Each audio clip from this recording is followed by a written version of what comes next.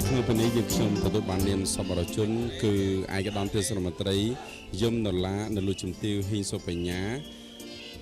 ដែលបានឧបត្ថម្ភទាំងស្រុងនៅទូកឈ្មោះសុកសាន់ជ័យបារមីវត្តវរិនព្រែកលៀប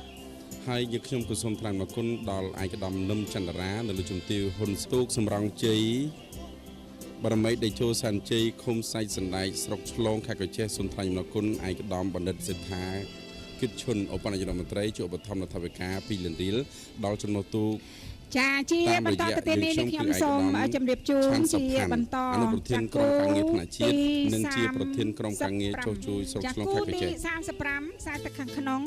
សំហេងសែនជ័យបារមីចាក់រ៉េលើចាសំហេងសែនជ័យបារមីចាក់រ៉េលើហ្នឹងគឺនៅក្នុងវត្តចាក់រ៉េលើនឹងតែម្ដងខណ្ឌមានជ័យរាជធានីភ្នំពេញស្រីខ្មៅមានជ័យត្រាល់កំពង់7ពីរៀងព្រៃវែងខ្សែទឹកខាងក្រៅកំពុងតាម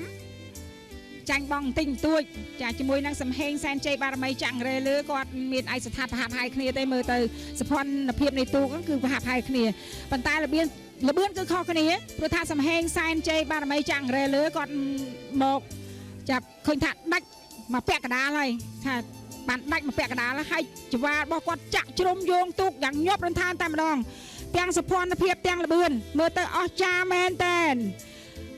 ចាសូមបងប្អូនជួយក្រឡេកមើលទូគូទី35ដែលសំហេងសែនជ័យបារមីចាក់រ៉េលើហ្នឹង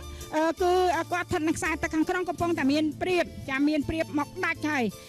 ខ្សែទឹកខាងក្រៅតាមយ៉ាងណាក៏មិនទាន់ដែរព្រោះថាខ្សែទឹកខាងក្រៅគាត់បានចាញ់បងចាដាច់ខ្សែទឹកខាងក្រៅសភនភាពវិញគឺតដែតតដឹមប៉ុន្តែល្បឿនគឺចាញ់បន្តិចបន្តួចរីឯទូគូ